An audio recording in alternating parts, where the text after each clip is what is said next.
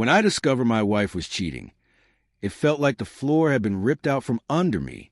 We'd been married for 7 years, and I thought we were solid, not perfect, but steady. One night, while she was in the shower, her phone buzzed.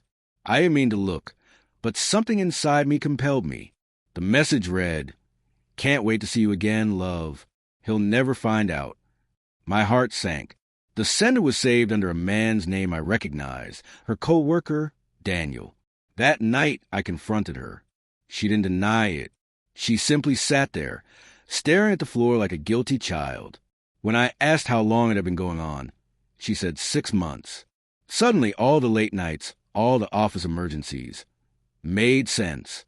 I packed a small bag, walked out, and didn't look back. The first few weeks were hell. Every corner of the apartment reminded me of her, the coffee mug she favored, the blanket she wrapped around herself during movie nights, even her favorite song on the radio. But over time, pain turned into clarity. I decided I wouldn't let this break me. I started running again, reconnected with old friends, and took a new job in another city. 6 months later, I felt almost whole.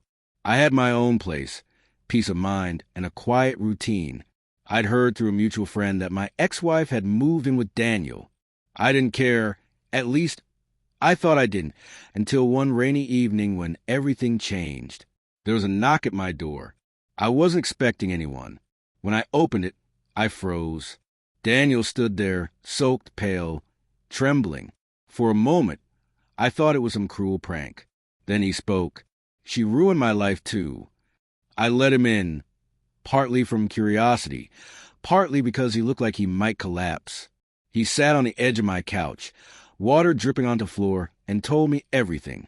She had drained his savings, taken his car, and left him for another man she met online. Now she was somewhere else, probably repeating the same cycle. He wasn't angry at me, only at her and himself. He had come confront her, but didn't know where she was. He said he came to me because maybe I'd know something. I didn't, but watching him, I realized something powerful. She had destroyed both of us, yet I was the one who had moved on. He was still trapped in her chaos. As he spoke, his frustration turned toward me. "You move on so easily," he said sharply. "You act like none of it mattered." I told him it didn't matter. Not because it hadn't, but because I refused to let it define me. That only seemed to make him angrier. He accused me of being cold, of pretending to be the victim while she manipulated everyone. I could see him unraveling under guilt and bitterness. When he left that night, I thought it was over. But 2 days later, I got a call from the police. Daniel had gone to her new boyfriend's house. A fight broke out, and he ended up in jail. The officer asked about his mental state, and I told the truth. He was broken, angry, and lost. That incident forced me to realize something crucial. Revenge poisons people. Daniel couldn't let go, and it consumed him. I had found peace only by walking away. Revenge doesn't heal pain. It spreads it like a disease.